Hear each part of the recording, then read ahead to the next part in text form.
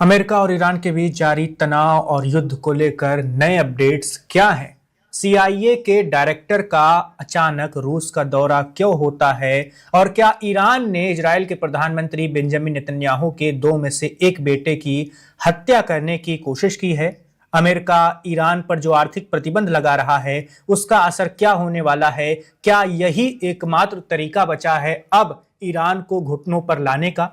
इन सारे अपडेट्स पर आज हम तरकश में विस्तार से बात करने वाले हैं। हमारे साथ इस बातचीत में कई सारे खास मेहमान भी जुड़ेंगे। फिलहाल हमारे साथ जुड़े हुए हैं group captain UK Devnath sir, जो रक्षा विशेषज्ञ हैं। सर, सबसे पहले आप ये बताइए कि सीआईए के डायरेक्टर का 5 साल बाद अचानक मॉस्को का दौरा होता है। कई सारी बातें उड़ रही हैं अफवाहों के रूप में।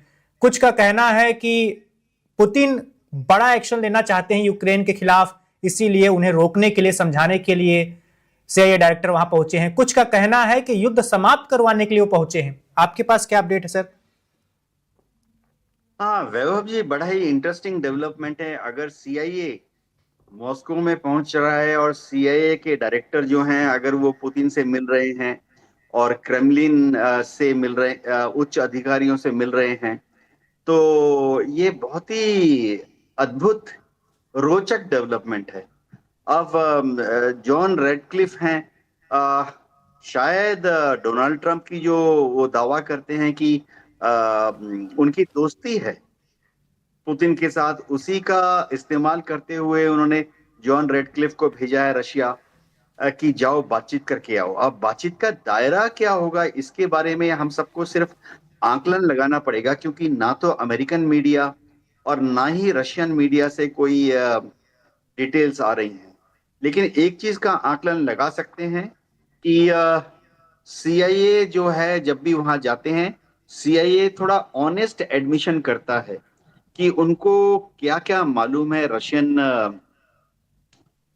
तैयारियों के बारे में, ताकि जरा माहौल फ्रेंडली बन जाए। उसके बाद रशिया भी सीआईए डायरेक्टरेट, अब सीआईए के बॉस हैं, उनको ब्रीफ करता है कि रशिया का क्या प्लान हो सकता है यूक्रेन के बारे में।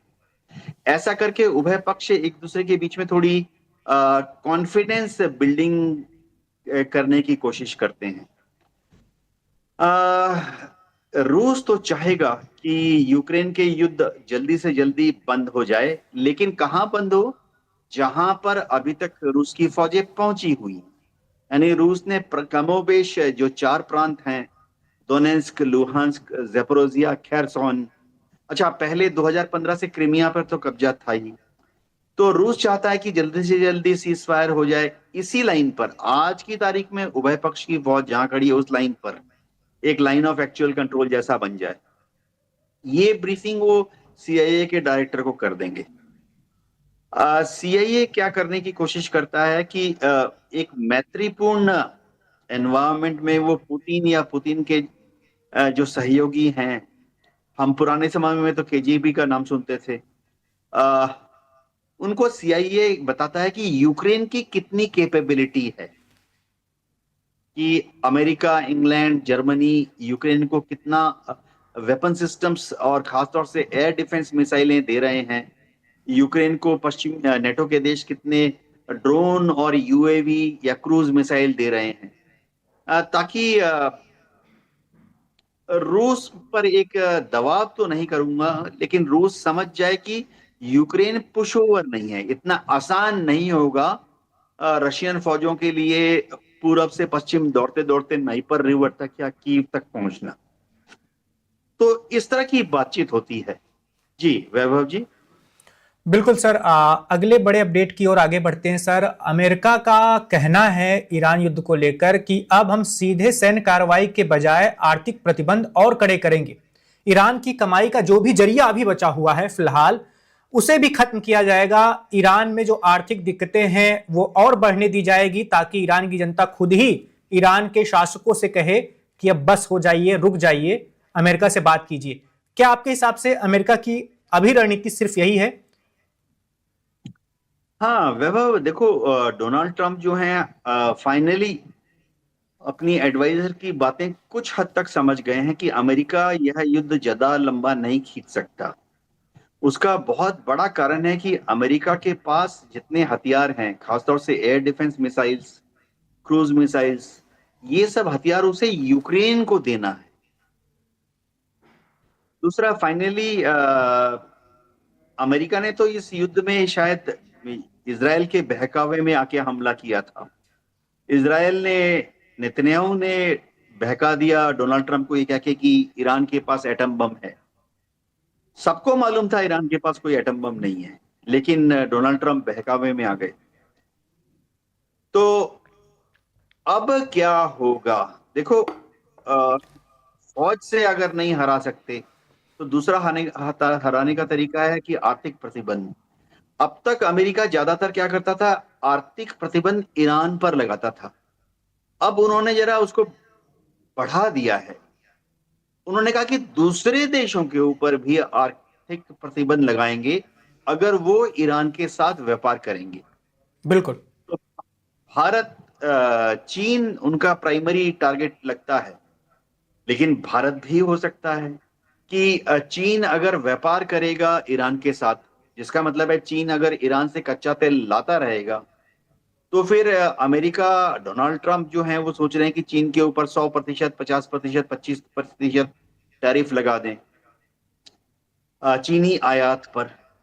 लेकिन चीन से ऑलरेडी सुगबुगाहट आ गई है। चीन भी कह रहा है कि अगर डोनाल्ड ट्रंप चीन के जो एक्सपोर्ट हैं अमेरिका पर, उस पर अगर टैरिफ लगाएंगे तो चीन अमेरिका से जो कुछ आयात करता है, खासतौर से जो लग्जरियस गुड्स होती हैं, जो गैर असेंशियल आइटम है, जो कि जरूरत का सामान नहीं है, जैसे चीन बड़ी तादाद में अमेरिका से बूट्स, लेदर जैकेट्स, इनका आयात करता है, फैशन आइटम्स का आयात करता है, सेंट, खुशबू का आयात करता है।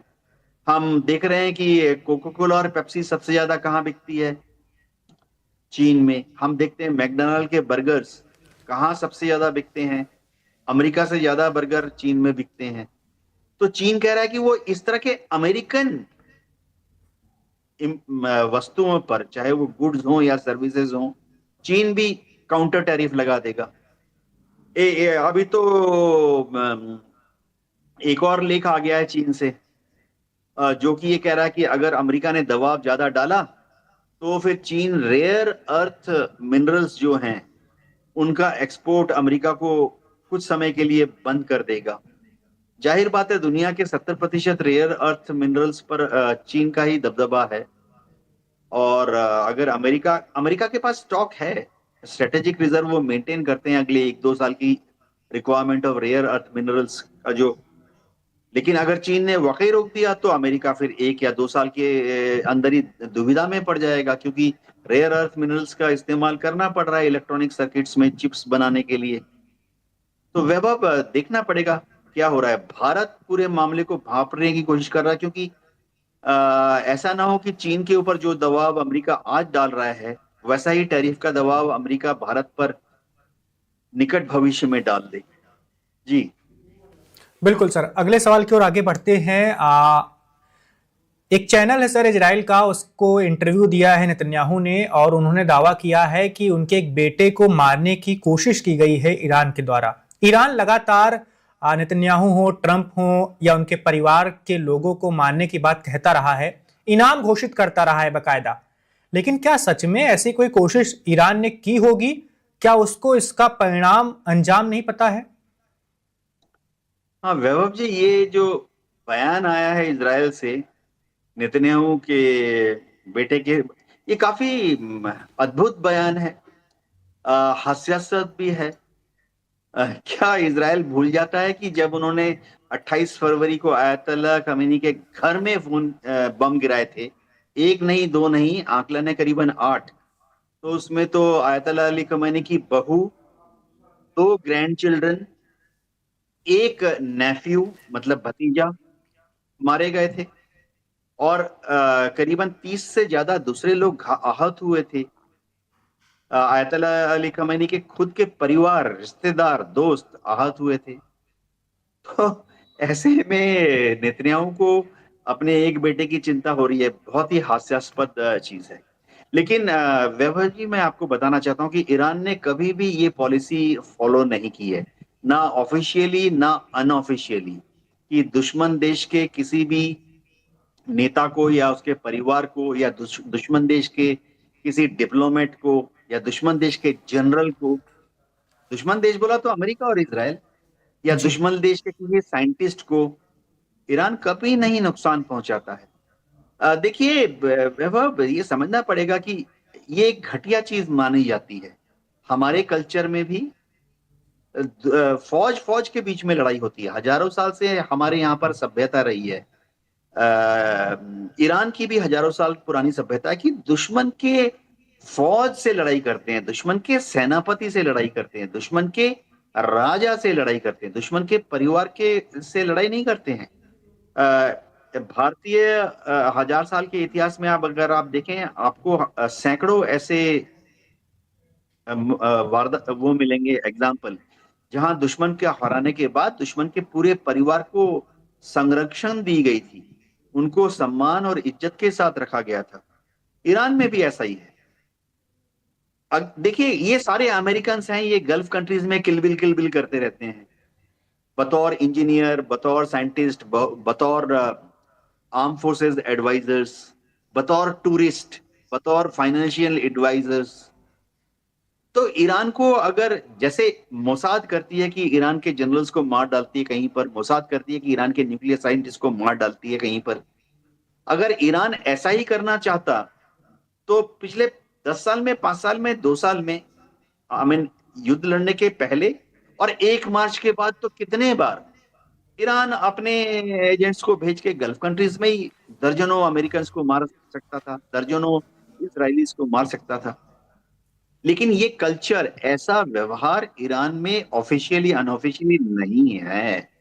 तो नेतन्याहू जो कह रहे हैं, ये शायद वो अभी अक्टूबर में इलेक्शन है ना, तो अपने को सहानुभूति वोट बटोरने के लिए ऐसा कह रहे हैं। जी बिल्कुल। और इसकी वजह ये भी हो सकती है सर कि नेतन्याहू के परिवार की सुरक्षा के नाम पर करोड़ों रुपए खर्च किए जाते हैं इजराइल में और उसका विरोध भी होता है काफी। तो क्या पता नेतन्याहू इसके जरिए उस सुरक्षा को सही ठहराने का प्रयास कर रहे हो कि देखो जरूरी है क्योंकि उन पर खतरा भी है। हाँ, डेफिनेटली वैभव जी, होता क्या है कि जितनी भी डेमोक्रेसीज हैं, और जैसे अमेरिका है, इजराइल है, ट्रांसपेरेंट डेमोक्रेसी है, टैक्स पेयर के पैसे को बहुत नजदीकी से देखा जाता है। भारत में भी ऐसा ही होता है। तो जैसे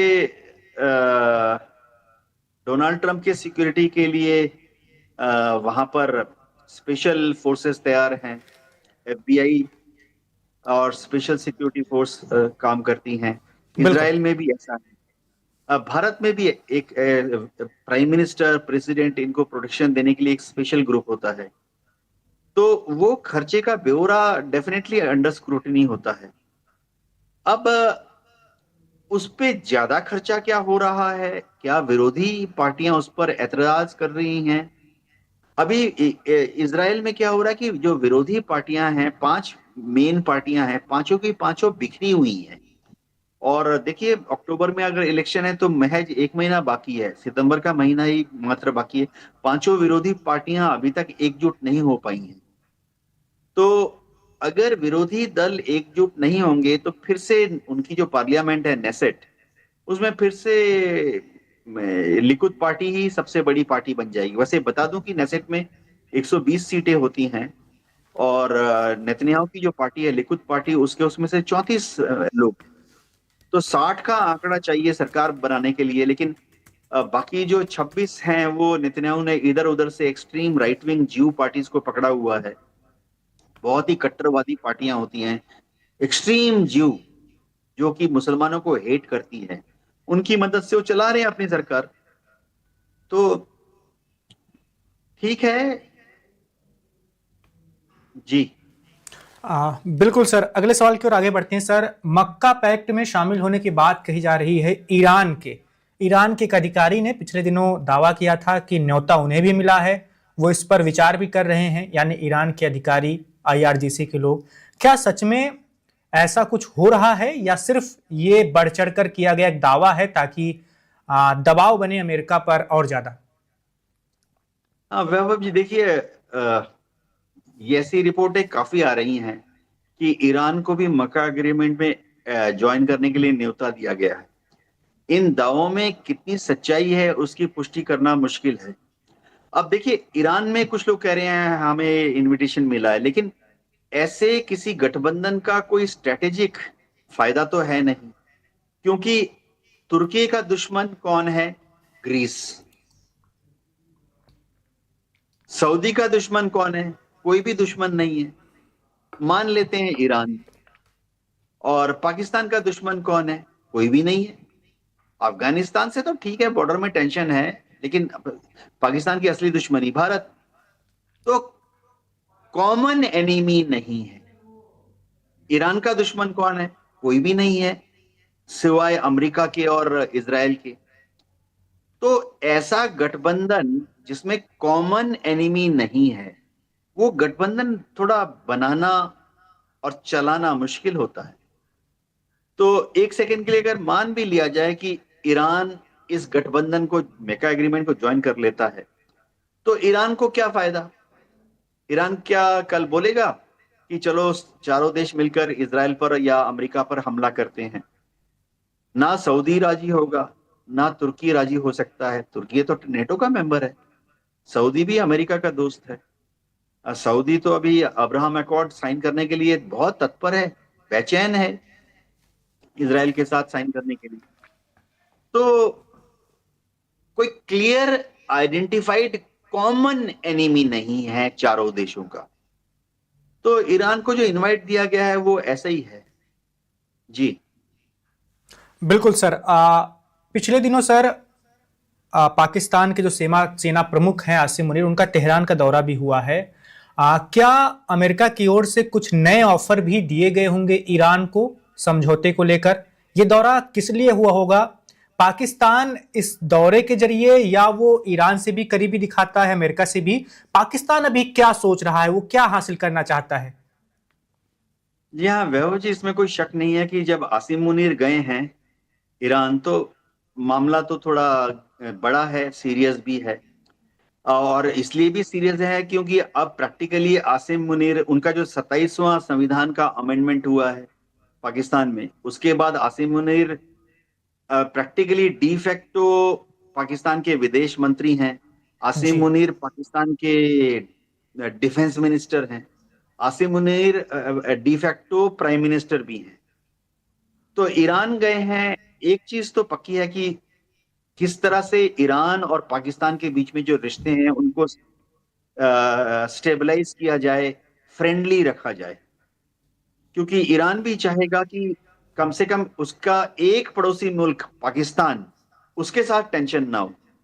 बाकी तो सबके साथ टेंशन है ही, चाहे आप इराक से शुरू कर लीजिए, सारे गल्फ कंट्रीज, सबके साथ ईरान का टेंशन चल रहा है। तो ईरान भी चाहेगा कि कम से कम पाकिस्तान के साथ बॉर्डर, लंबी बॉर्डर है ईरान का, सिस्तान प्रांत पाकिस्तान के बलूचिस्तान प्रांत से लगता है, वो स्टेबल रहे, शांत रहे। पाकिस्तान भी चाहेगा कि ईरान के साथ उसके रिश्ते अच्छे ही रहें, क्योंकि देखिए अभी जब पूरे दुनिया में स्ट्रेट ऑफ हॉर्मुज ईरान ने बंद कर दिया या बंद करने की कोशिश की, तो ईरान ने दुनिया के कुछ देशों के शिप्स को आने जाने दिया। स्ट्रेट ऑफ हॉर्मुज से जाओ, बिना रोक टोक के जाओ। रशिया, चीन, नॉर्थ कोरिया, भारत, साथ साथ में पाकिस्तान के जो शिप्स थे उसको भी ईरान ने जाने दिया पर्शियन गल्फ, और आने दिया पर्शियन गल्फ से, जाओ पाकिस्तान जाओ, ग्वादर जाओ, कराची जाओ। तो पाकिस्तान जो है चाहेगा कि ईरान के साथ उस तरह का स्टेबल फ्रेंडली रिश्ता चलता रहे, ताकि ईरान गल्फ कंट्रीज से जो कच्चा तेल आता है पाकिस्तान की तरफ, उसमें कोई बाधा ना पड़े। और एक और चीज है, पाकिस्तान को मालूम है कि बलूचिस्तान में जो पीएलए के लड़ाके हैं, बलोच लिबरेशन आर्मी, जो कि अक्सर पाकिस्तान की आर्मी और रेंजर्स पर हमला करते रहते हैं, उनकी देखिए ईरान की तरफ जो बॉर्डर है ना, सिस्तान, वहां बलूच लोग काफी बड़ी तादाद में रहते हैं। तो पाकिस्तान को चिंता होती है कि ऐसा ना हो कि बीएलए के लड़ाके ईरान में अपनी सेंचुरी बना लें, कि आए पाकिस्तान की आर्मी और रेंजर्स पर हमला किया, जब दबाव आ गया तो ईरान के अंदर चले गए सेफ सेंचुरी में। तो पाकिस्तान ऐसी वाली सिचुएशन में फंसना नहीं चाहता है। तो इसलिए पाकिस्तान ईरान के साथ अच्छी दोस्ती रखता है कि कम से कम ईरान अपने बॉर्डर पर पहरेदारी करे और बीएलए के जो लड़ाके हैं उनको पाकिस्तान से ईरान की तरफ ना जाने दे। जी बिल्कुल सर, अब भारत से जुड़े सवालों पर भी आ जाते हैं सर। बीते दिनों एक डॉक्यूमेंट्री आती है डिस्कवरी पर, डिक्लासिफाइड ऑपरेशन सिंदूर। उसमें बकायदा बताया गया है सर कि ऑपरेशन सिंदूर के दौरान दो देशों से पाकिस्तान में 30 विमान पहुंचे हैं, जिनमें ड्रोन्स भरे थे और भी हथियार मौजूद थे। उन देशों का नाम तो नहीं लिया गया, लेकिन सीधे तौर पर चीन और तुर्की की ओर इशारा था ये। हम देख रहे हैं सर, हमारा पड़ोसी देश लगातार अपने अंतर्राष्ट्रीय संबंधों को नई दिशा दे रहा है, नए संबंध बना भी रहा है। उसका मक्का पैक्ट में शामिल होना भी हमारे लिए क्या चिंता वाली बात है। और अगर ऐसी स्थिति दोबारा आती है जिसमें हमें कोई ऑपरेशन करना पड़े या पाकिस्तान से युद्ध लड़ना पड़े, तो क्या पाकिस्तान अब कई साझेदारों के साथ खड़ा होगा हमारे सामने? क्या उसके खेमे में कई सारे देश होंगे? हमें उन देशों के हथियारों का भी सामना करना पड़ेगा? हाँ वैभव, देखो अगर पाकिस्तान के साथ हमारा एक झड़प होता है, जैसे सिंदूर के टाइम में हुआ था, एक युद्ध होता है, तो पाकिस्तान के सपोर्ट में कौन आएगा? खुलकर कोई भी देश नहीं आएगा। तुर्की की बात कर लेते हैं। तुर्की और पाकिस्तान के बीच में अच्छे संबंध हैं। तुर्की और पाकिस्तान को कुछ ड्रोन्स बेच चुका है। उनका बड़ा अच्छा TB2 ड्रोन बहुत ही अच्छा है, बायरेक्टर ड्रोन पाकिस्तान को बेच चुका है। वो एक कमर्शियल डील की तरह से होता है ना, हथियार बेच। हमने भी तो वियतनाम को ब्रह्मोस मिसाइल बेचे हैं, कमर्शियल डील है। तो कमर्शियल डील है तो तुर्की पाकिस्तान को ड्रोन भेजता रहेगा या उसके स्पेयर पार्ट्स देता रहेगा। इससे ज्यादा कोई युद्ध में तुर्की ना अपनी नेवी भेजेगा, ना एयरफोर्स भेजेगा, ना अपनी आर्मी भेजेगा पाकिस्तान की तरफ से भारत के खिलाफ लड़ने के लिए। अब सऊदी अरेबिया है, क्या सऊदी अरेबिया भारत के साथ युद्ध लड़ेगा? सवाल ही नहीं उठता। सऊदी अरेबिया के साथ तो भारत के बेस्ट सल्यूशन ताल्लुकात हैं। मोदी जी जब भी जाते हैं तो MBS मोहम्मद बिन सुल्तान से गले मिलते हैं। लाखों की तादाद में इंडियंस जो हैं सऊदी में काम कर रहे हैं, उनको अच्छा माना जाता है। इतना अच्छा माना जाता है कि सऊदी में जो पाकिस्तानी और बांग्लादेशी काम कर रहे हैं, वो आम जब घूमते ना रास्ते में तो अपने को इंडियन ही बताते हैं। इंडियंस की इतनी अच्छी रेपुटेशन है वहां पर।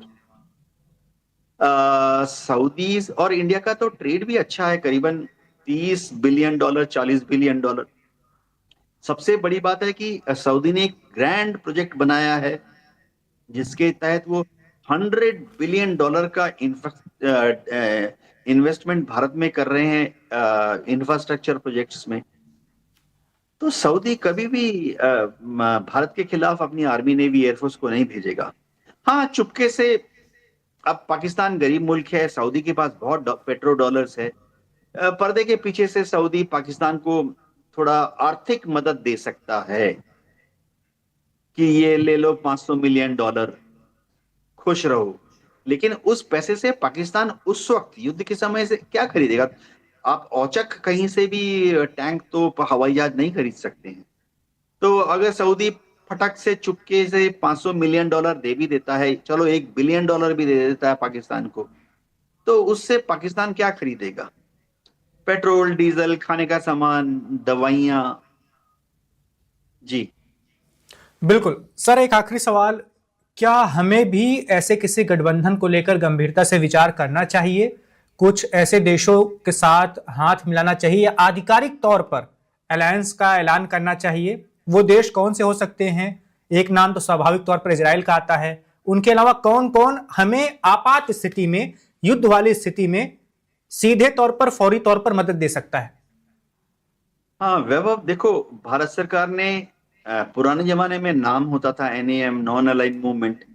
सवाल ही नहीं उठता कि हम ये गुट ज्वाइन करें, वो गुट ज्वाइन करें या ये गुट बनाएं। अभी भी भारत सरकार की जो नीति है वो है कि दुनिया में बहुत सारे देश हैं दुनिया में बहुत सारे देश मजबूत देश हैं। हर देश की किसी के पास पैसा ज्यादा है, किसी के पास टेक्नोलॉजी ज्यादा है, किसी के पास डिफेंस का सामान ज्यादा है, किसी की मिलिट्री या एयरफोर्स ज्यादा है। या कोई देश इसलिए मजबूत है क्योंकि वो भारत को आसानी से पेट्रोल, डीजल, कच्चा तेल, गैस दे सकता है। तो भारत अब एक मल्टी डायमेंशनल अप्रोच है कि सबसे बराबर की दोस्ती रखनी है, सबसे अच्छी दोस्ती रखनी है, शांति काल में और युद्ध के समय भी सबसे सहायता लेनी है। जहां तक डिफेंस एग्रीमेंट है, फिलहाल भारत सरकार ने देखिए, मिनिस्ट्री ऑफ डिफेंस ये सब नहीं सोचती है। मिनिस्ट्री ऑफ डिफेंस का काम है सिर्फ युद्ध लड़ना। विदेश मंत्रालय ने अभी तक कोई संकेत नहीं दिया कि हम किसी भी देश के साथ एक मिलिट्री पैक्ट करने जा रहे हैं, किसी भी देश के साथ, इजराइल के साथ भी नहीं। लेकिन हाँ, अगर युद्ध होता है तो हम औचक कहीं से भी युद्धक सामग्री ला सकते हैं। ऐसा पहले भी हो चुका है, कारगिल के युद्ध के दौरान भी। अब मैं बता दूं, अब इतने साल हो गए हैं, हमेशा होता है। सिंधु के टाइम में, गलवान के टाइम में भी। गलवान के टाइम में तो पक्का हुआ था, समय हो गया, बता देता हूं। हर रोज इंडियन एयरफोर्स का एक बड़ा C-17 या IL-76 जाता था यूरोप में, इजराइल में, और यूरोप से और इजराइल से हथियार लोड करके इंडिया में आके लैंड करता था। तो ये प्योरली है, वो जाते वक्त अपने साथ डॉलर लेके जाते हैं और आते वक्त अपने हथियार लेके आते हैं। तो भविष्य में भी ऐसे। वैसे डोनाल्ड ट्रंप की बहुत इच्छा है कि भारत क्वाड को एक मिलिट्री स्वरूप दे दे। ऐसा सोच के ही अमेरिका ने क्वाड शुरू किया था, ये सोच के कि शुरू में जरा trade, culture, bilateral relations, finance, transfer of technology, cultural आदान प्रदान, ढिमका ढिमका, जापान के साथ, ऑस्ट्रेलिया के साथ, अमेरिका के साथ, और आस्ते से भारत को एक मिलिट्री अलायंस में शामिल कर लेंगे, जिसमें ऑस्ट्रेलिया, जापान, अमेरिका और भारत भी थोड़ा एक चीन के विरुद्ध एक मिलिट्री अलायंस जैसा कुछ बना लेंगे। लेकिन भारत ने क्लियरली मना कर दिया है। अब भारत द्विपक्षीय बंदोबस्त है, हमारी अंडरस्टैंडिंग है ऑस्ट्रेलिया के साथ, हमारी अलग से अंडरस्टैंडिंग है जापान के साथ, हमारी अलग से अमेरिका के साथ अंडरस्टैंडिंग भी है। हमने अमेरिका के साथ 3 या 4 प्रोटोकॉल साइन किए हुए हैं, लेकिन कोई अलायंस बनाने के पक्ष में विदेश मंत्रालय नहीं है। जी बिल्कुल सर, ब्रिक्स की समिट होने जा रही है, क्या उम्मीद लगती है? पुतिन के भी आने की संभावना जताई जा रही है। क्या अभी विदेश नीति के मामले में सर आपके हिसाब से हम कहां खड़े हैं अभी? क्या हम सही रास्ते पर आगे बढ़ रहे हैं आपके हिसाब से? वैभव, बहुत जटिल समस्या है भारत के लिए। श्री एस जयशंकर जी की तो आधा दिन जाता है रूस के बारे में सोचते हुए और आधा दिन जाता है अमेरिका के बारे में सोचते हुए। भारत किसके साथ ज्यादा जाएगा? भारत रशिया के साथ भी अपने स्ट्रेटेजिक टाइज मेंटेन करना चाहता है, पुरानी दोस्ती है, लेकिन अमेरिका से काफी दबाव आ रहा है कि भारत रूस से थोड़ा दूर चला जाए और अमेरिका की तरफ खिसक जाए। ये जो अमेरिका बार बार हमारे ऊपर सैंक्शन लगाता है, इसका बहुत बड़ा कारण ये है कि अमेरिका भारत को समझाना चाहता है कि भारत समझ जाओ और संभल जाओ, अमेरिका से दोस्ती बढ़ाओ। उन्होंने हमें तेजस का इंजन देना था, जनरल इलेक्ट्रिक F404। वो कभी देते हैं, कभी 6 देते हैं, कभी 8 देते हैं।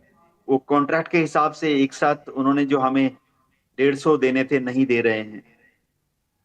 तो हमारे विदेश मंत्रालय को एक दुविधा है कि भारत किस दिशा में जाएगा। जी बिल्कुल देवनाथ सर, बहुत शुक्रिया आपका। वन इंडिया के साथ आप जुड़े और आपने बहुत ही अहम जानकारियां दी हैं, सभी सवालों के विस्तार से जवाब दिए हैं। तो फिलहाल ईरान अमेरिका के बीच में क्या स्थिति है, वर्तमान और भविष्य में क्या हो सकता है, सब कुछ हमने आपको बताया। जो भी नई जानकारी, नई अपडेट सामने आएगी वो भी लगातार वन इंडिया पर आपको मिलती रहेगी। Subscribe to One India and never miss an update. Download the One India app now.